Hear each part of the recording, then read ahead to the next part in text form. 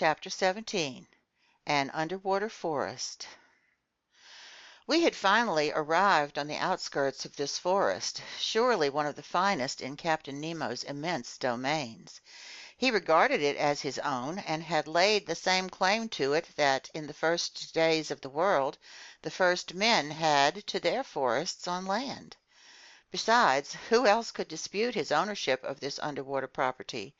What other bolder pioneer would come, axe in hand, to clear away its dark underbrush?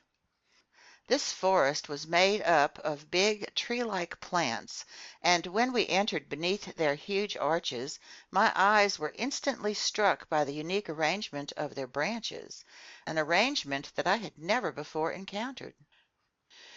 None of the weeds carpeting the seafloor, none of the branches bristling from the shrubbery, crept or leaned or stretched on a horizontal plane. They all rose straight up towards the surface of the ocean. Every filament or ribbon, no matter how thin, stood ramrod straight. Fucus plants and creepers were growing in stiff perpendicular lines, governed by the density of the element that generated them. After I parted them with my hands, these otherwise motionless plants would shoot right back to their original positions. It was the regimen of verticality. I soon grew accustomed to this bizarre arrangement, likewise to the comparative darkness surrounding us. The seafloor in this forest was strewn with sharp chunks of stone that were hard to avoid. Here the range of underwater flora seemed pretty comprehensive to me, as well as more abundant than it might have been in the Arctic or tropical zones, where such exhibits are less common. But for the few minutes I kept accidentally confusing the two kingdoms, mistaking zoophytes for water plants, animals for vegetables. And who hasn't made the same blunder? Flora and fauna are so closely associated in the underwater world. I observed that all these exhibits from the vegetable kingdom were attached to the seafloor by only the most makeshift methods. They had no roots and didn't care which solid objects secured them. Sand, shells, husks, or pebbles. They didn't ask their hosts for sustenance, just a point of purchase. These plants are entirely self-propagating, and the principle of their existence lies in the water that sustains and nourishes them. In place of leaves, most of them sprouted blades of unpredictable shape, which were confined to a narrow gamut of colors consisting only of pink, crimson, green, olive, tan, and brown. There I saw again, but not yet pressed and dried like the Nautilus's specimens, some peacock's tails spread open like fans to stir up a cooling breeze, scarlet rose tangle, sea tangle stretching out their young and edible shoots, twisting strings of kelp from the genus Nereocystis that bloomed to a height of 15 meters, bouquets of mermaids' cups whose stems grew wider at the top, and a number of other open sea plants, all without flowers. It's an odd anomaly in this bizarre element, as one witty naturalist puts it. The animal kingdom blossoms and the vegetable kingdom doesn't. These various types of shrubbery were as big as trees in the temperate zones. In the damp shade between them there were clustered actual bushes of moving flowers, hedges of zoophytes in which there grew stony coral striped with twisting furrows, yellowish sea anemone from the genus Caryophylla with translucent tentacles, plus anemone with grassy tufts from the genus Zoantheria. And to complete the illusion, minnows flitted from branch to branch like a swarm of hummingbirds, while there rose underfoot, like a covey of snipe, yellowfish from the genus Lepisocanthus with bristling jaws and sharp scales, flying gurnards, and pinecone fish. Near 1 o'clock, Captain Nemo gave the signal to halt. Speaking for myself, I was glad to oblige, and we stretched out beneath an arbor of winged kelp whose long, thin tendrils stood up like arrows. This short break was a delight. It lacked only the charm of conversation. But it was impossible to speak, impossible to reply. I simply nudged my big copper headpiece against Conseil's headpiece. I saw a happy gleam in the gallant lad's eyes, and to communicate his pleasure, he jiggled around inside his carapace in the world's silliest way.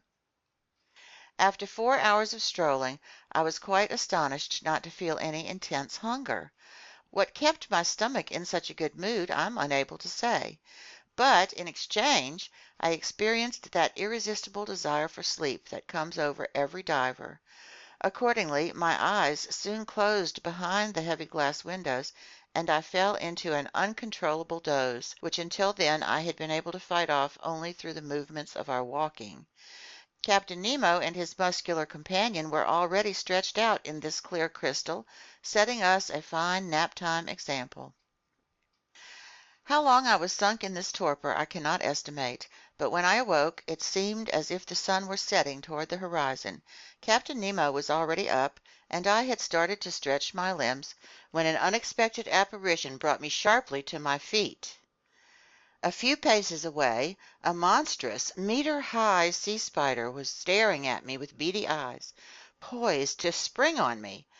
Although my diving suit was heavy enough to protect me from this animal's bites, I couldn't keep back a shudder of horror. Just then Conseil woke up, together with the Nautilus's sailor. Captain Nemo alerted his companion to this hideous crustacean, which a swing of the rifle butt quickly brought down, and I watched the monster's horrible legs writhing in dreadful convulsions. This encounter reminded me that other, more daunting animals must be lurking in these dark reaches, and my diving suit might not be adequate protection against their attacks. Such thoughts hadn't previously crossed my mind, and I was determined to keep on my guard. Meanwhile, I had assumed this rest period would be the turning point in our stroll, but I was mistaken, and instead of heading back to the Nautilus, Captain Nemo continued his daring excursion. The seafloor kept sinking, and its significantly steeper slope took us to greater depths. It must have been nearly 3 o'clock when we reached a narrow valley gorged between high vertical walls and located 150 meters down. Thanks to the perfection of our equipment, we had thus gone 90 meters below the limit that nature had, until then, set on man's underwater excursions. I say 150 meters, although I had no instruments for estimating this distance, but I knew that the sun's rays, even in the clearest seas, could reach no deeper. So at precisely this point the darkness became profound. Not a single object was visible past 10 paces. Consequently, I had begun to grope my way when suddenly I saw the glow of an intense white light. Captain Nemo had just activated his electric device. His companion did likewise. Conseil and I followed suit. By turning a switch, I established contact between the induction coil and the glass spiral, and the sea, lit up by our 4 lanterns, was illuminated for a radius of 25 meters. Captain Nemo continued to plummet into the dark depths of this forest, whose shrubbery grew even more sparse. I observed that vegetable life was disappearing more quickly than animal life. The open sea plants had already left behind the increasingly arid seafloor, where a prodigious number of animals were still swarming: zoophytes, articulates, mollusks, and fish. While we were walking, I thought the lights of our Ruhmkorff devices would automatically attract some inhabitants of these dark strata. But if they did approach us, at least they kept at a distance regrettable from the hunter's standpoint. Several times I saw Captain Nemo stop and take aim with his rifle, then, after sighting down its barrel for a few seconds, he would straighten up and resume his walk. Finally, at around 4 o'clock, this marvelous excursion came to an end.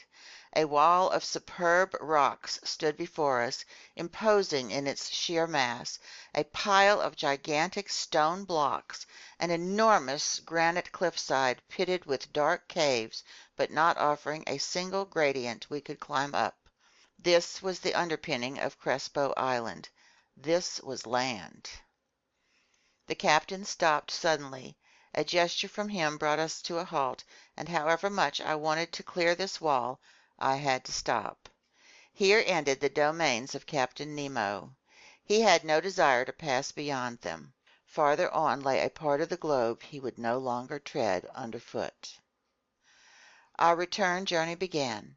Captain Nemo resumed the lead in our little band, always heading forward without hesitation. I noted that we didn't follow the same path in returning to the Nautilus. This new route, very steep and hence very arduous, quickly took us close to the surface of the sea. But this return to the upper strata wasn't so sudden that decompression took place too quickly, which could have led to serious organic disorders and given us those internal injuries so fatal to divers. With great promptness the light reappeared and grew stronger, and the refraction of the sun, already low on the horizon, again ringed the edges of various objects with the entire color spectrum. At a depth of 10 meters, we walked amid a swarm of small fish from every species, more numerous than birds in the air, more agile too, but no aquatic game worthy of a gunshot had yet been offered to our eyes.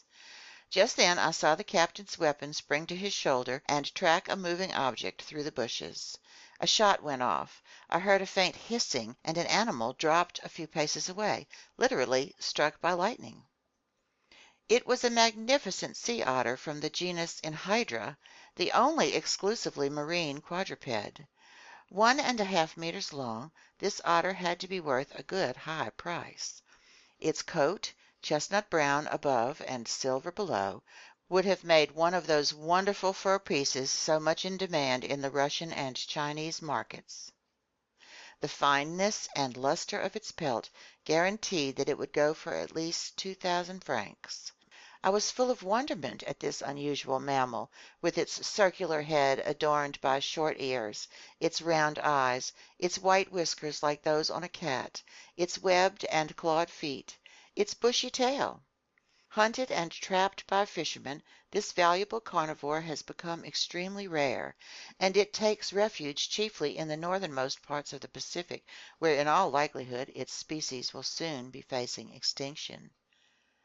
Captain Nemo's companion picked up the animal, loaded it on his shoulder, and we took to the trail again. For an hour plains of sand unrolled before our steps. Often the seafloor rose to within 2 meters of the surface of the water. I could then see our images clearly mirrored on the underside of the waves, but reflected upside down. Above us there appeared an identical band that duplicated our every movement and gesture. In short, a perfect likeness of the quartet near which it walked, but with heads down and feet in the air. Another unusual effect. Heavy clouds passed above us, forming and fading swiftly. But after thinking it over, I realized that these so-called clouds were caused simply by the changing densities of the long ground swells, and I even spotted the foaming whitecaps that their breaking crests were proliferating over the surface of the water. Lastly, I couldn't help seeing the actual shadows of large birds passing over our heads, swiftly skimming the surface of the sea. On this occasion I witnessed one of the finest gunshots ever to thrill the marrow of a hunter. A large bird with a wide wingspan, quite clearly visible, approached and hovered over us. When it was just a few meters above the waves, Captain Nemo's companion took aim and fired. The animal dropped, electrocuted, and its descent brought it within reach of our adroit hunter, who promptly took possession of it. It was an albatross of the finest species, a wonderful specimen of these open sea fowl. This incident did not interrupt our walk. For 2 hours we were sometimes led over plains of sand, sometimes over prairies of seaweed that were quite arduous to cross. In all honesty, I was dead tired by the time I spotted a hazy glow half a mile away, cutting through the darkness of the waters. It was the Nautilus's beacon. Within 20 minutes we would be on board, and there I could breathe easy again, because my tank's current air supply seemed to be quite low in oxygen. But I was reckoning without an encounter that slightly delayed our arrival. I was lagging behind some 20 paces when I saw Captain Nemo suddenly come back toward me. With his powerful hands he sent me buckling to the ground, while his companion did the same to Conseil. At first I didn't know what to make of this sudden assault, but I was reassured to observe the captain lying motionless beside me.